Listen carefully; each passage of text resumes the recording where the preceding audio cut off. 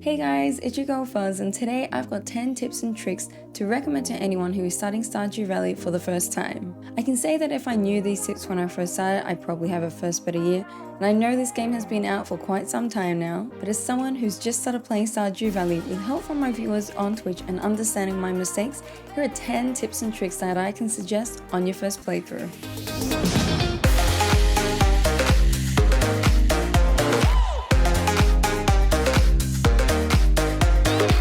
Number 1. Understanding your energy consumption. When starting the game, on the bottom right hand corner you'll notice two bars, one for your health with the letter H on top, and one for your energy with the letter E on top. Your health will be needed later in the game, but your energy will be important to take note on your first day. Using your axe to cut down trees, breaking rocks with pickaxes, fishing for fish, or farming on your farm all use energy. Having full energy when your day has started will allow you to use more energy throughout the day, but be careful when this turns red. Your character will become exhausted when your energy hits zero, and the game will let you know of this by saying you feel sluggish from overexertion. Your character will become more sluggish and their actions will become slower. It's important to take a rest as early as you can to regenerate your energy. Using any action that reduces energy while exhausted will make you pass out, and this will result in losing 10% of your money for up to $1,000. Note that if you're exhausted, this exception is if the player passes out at home. Be sure to head to bed before 12 AM every night to ensure your energy is at its best every day. Number 2. Knowing how much time you have in one day. One day in-game is 774 seconds in real time, which is 12.9 minutes. Whether you're exploring the town or going into the mines, remember that one day will take nearly 13 minutes in real life. You'll always wake up at 6 AM every morning and you will be required to go to bed by 2 AM, otherwise the game will force you to pass out, resulting in you losing some money. So be sure to take note of what time is in game when completing crazy adventures. The importance of sleeping is not just to regenerate your energy and start your next day. The game will only save your progress when you sleep. The day will be finished by showcasing your daily profit breakdown from anything that you sell in your shipping box, which I will touch on in step 4, and any of your skills that you may have leveled up during that day. Skills can be viewed in your menu options under skills. There are 5 skills that you can level up in the game. Farming, which is levels gained while harvesting crops or caring for animals. Each level grants +1 hoe and watering can proficiency. Mining, which is gained by breaking rocks with a pickaxe. Each level grants +1 pickaxe proficiency. Foraging, which is gained by foraging goods and wood from trees with an axe. Each level grants +1 axe proficiency. Fishing, which is gained with successfully catching fish with a fishing rod or in a crab pot, which can be crafted at level 3. Each level grants +1 fishing rod proficiency. And combat, which is gained by fighting against monsters which will appear in the mines. Using an axe, pickaxe, watering can or hoe uses 2 energy at level 0, and each cast with the fishing rod uses 8 energy, so increasing those levels will reduce your energy consumption as you go on. Number 3. Seeds are important. Grow them as early as you can, as there are 28 days in each month. Every first of every season, head into PS store to see what seeds are available. The seeds that he is selling will be the seeds that you can only grow during that season. Be sure to grow these seeds and take note when they'll be completely grown. Seeds will need to be watered every day either by a watering can or by a sprinkler. There are 3 different types of sprinklers, each increasing the amount of plants watered, but the first type will be available when you hit level 2 at farming and will need 1 copper bar and 1 iron bar to craft. I would suggest building your farm close to water so you can refill your watering can. The sprinklers will work by themselves every day, so it eliminates the need of water every morning. Just keep note of where the water comes out from the sprinkler. Basic fertilizer, which is the easiest fertilizer to get, requires only 2 sap and requires level 1 in farming or can be bought at PS store. Fertilizers enrich the soil of any given crop and can help produce better quality crops or speed up its mature rate. The better the quality, the more money you can sell them for. The fertilizer can be placed before or after the seed is placed. The fertilizers last all season in the soil, so keep in mind that you won't be required too many sacks. Making money is by growing everything that you can and by fishing.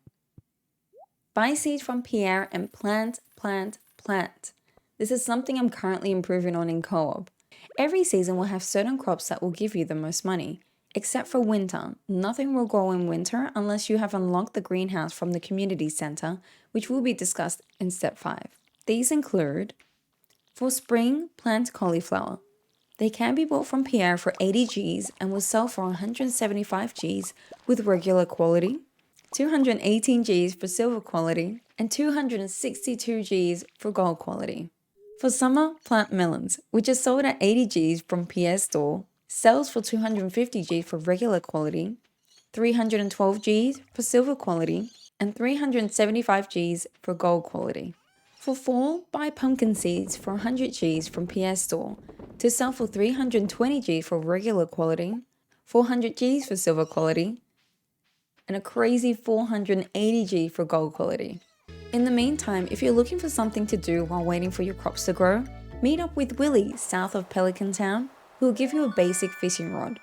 Fishing around his store and selling what you catch to either Willie or by placing the fish in the shipping box located next to your house on your farm can guarantee a steady income whilst your crops grow. Just note that there is no difference in the money paid to you whether it is sold to someone or put in the shipping crate. Keep a small amount of each fish and plant and sell the rest. Community Center.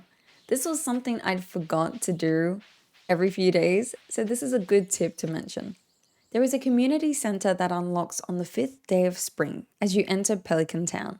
Mayor Lewis will talk to you during a cutscene about how a once vibrant community center has now become a rat-infested building. You will meet here Juminos, who now occupy the community center. In the community center, you will find a random golden scroll. To interpret what's on this scroll, talk to the wizard on the far west side of the map. He will decipher the Juminos language, and this allows you to read the golden scroll. The Juminos will be asking for certain items to be handed in to unlock certain parts of Pelican Town. See that rundown building on your farm?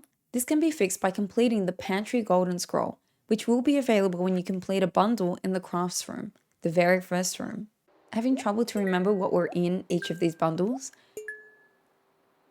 You can either walk into the community center and check that golden scroll, or via your inventory on the right, on top of your sort option, will give you the list of each of these bundles.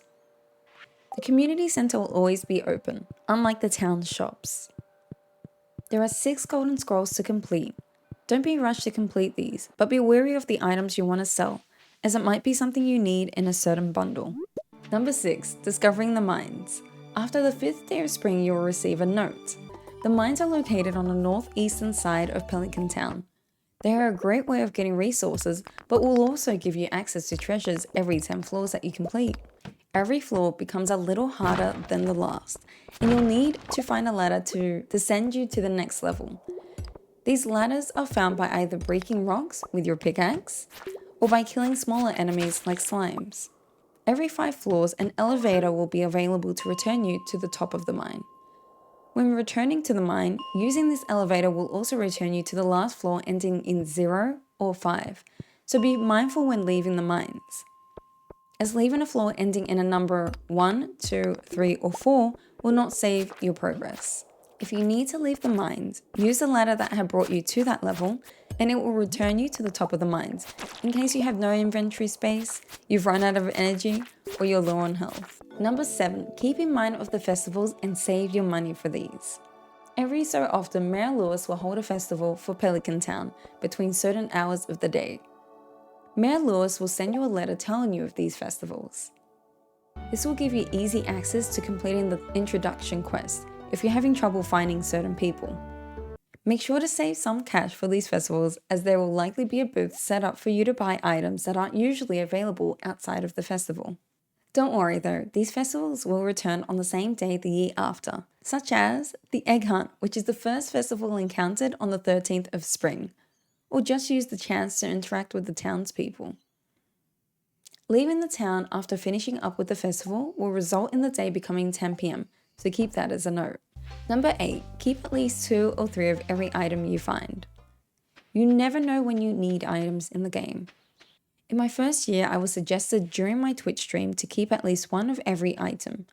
I kept around 2 or 3 of every item, knowing that they may be useful in future recipes when the kitchen becomes available at my farm, future crafting items, or an item to hand in at the community centre. Selling the rest is a good way to make quick money. Be sure to make a few storage boxes to organise your items in case you plan on saving more. Number 9, complete the task given to you in the mail or that appear on the bulletin board in front of PS door. Every day or so you will receive a note in the mail. It might be a letter from your dad with some rocks or some money, or a mention of an upcoming festival. Sometimes you will receive a note from someone in town who would buy a certain item off you for a decent amount of money. These will be saved in your list of tasks to complete and never have an end time, unless you complete a task on the bulletin board outside of PS Store. Look out for the exclamation mark outside of PS Store to accept time-limited tasks that will pay out pretty well. Keep in mind that if Clint, the town's blacksmith, has asked for a certain amount of items from the mines, this will have to be found again from the caves, even if you have them already in your inventory. And once handed in, he will likely hand them back to you along with the reward for the task. And number 10, keeping in mind upgrades and Robin's building constructions. This is more of an FYI tip as Robin is someone I tend to forget about. A must-have upgrade is the large back upgrade, which is available at PS Store. This will make your trip to the mines or your fishing experience that much more easier. It will cost 2,000 Gs, but will extend your 12-slot bag to a 24-slot bag. I would recommend getting this as early as possible. Robin, who is located north of Pelican Town at the Carpenter's Shop, will offer farm additions and house expansions. They will also offer some interior additions to pretty up your house. Farm additions and house expansions will require money and resources and will take around 3 days to complete. Completing a silo and a coop, and in that order, in your first year will be quite beneficial. Do note that when an upgrade is purchased by Robin, she will appear on your farm to build your upgrade. Remember this as she won't be available at the Carpenter's Shop for any other upgrades. Just like how she doesn't appear in her shop on Tuesday because she attends the town's Pilates. When placing these upgrades, be sure to clear any rocks, logs, or trees as Robin will not place them down if something's in the way. House upgrades are also available at Robin. Keep in note that it is 10,000 Gs and 450 pieces of wood to increase the house size and to add a kitchen, 50,000 Gs and 150 hardwood to add 2 new rooms and increase kitchen space, and 100,000 Gs to add a cellar under the house, which can be accessed via the kitchen. And these are my 10 tips and tricks that I can suggest after playing my first playthrough of Stardew Valley. Be sure to leave a like if you've learned something, and if you've got anything else to add to this list, be sure to comment it down below.